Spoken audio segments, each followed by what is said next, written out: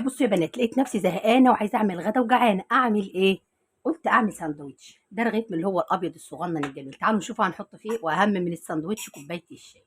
ماشي، تعالوا نعمل الاول، نظبط الاول كوبايه الشاي.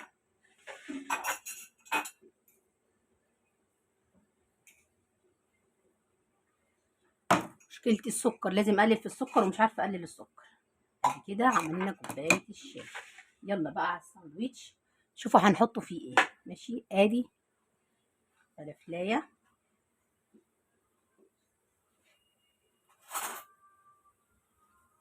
وادي طماطم،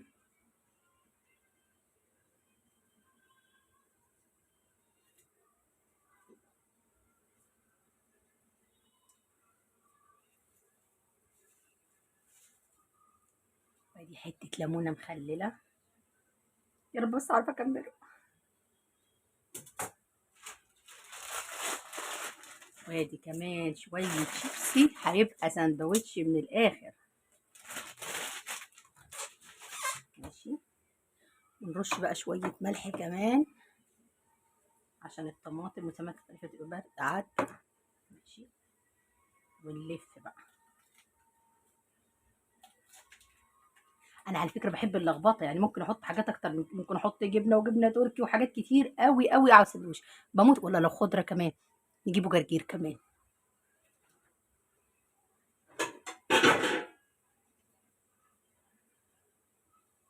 وادي معانا كمان الجرجير اهو. ماشي، وادي الساندوتش. نصب بقى كوبايه الشاي.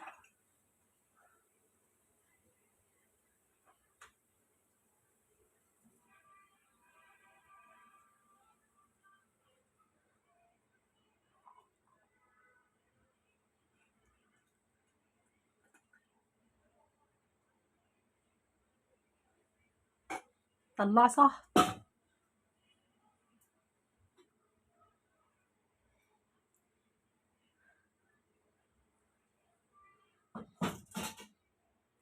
كده عملنا كوبايه الشاي، اهم من الساندوتش. والساندوتش ناكله بقى ونظبطه. اشربوا الشاي كده مشوه. جميل جميل. عايز حبه سكر كمان. والله السكر ده غلط عليا، حد يقول لي بطلي السكر. كله بيقول لي بطليه، مش عارفه ابطله.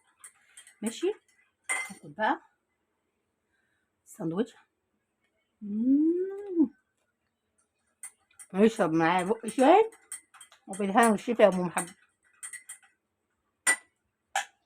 نرجع بقى نعمل غدا. بعد ما ناكل دول ونظبط نعمل غدا.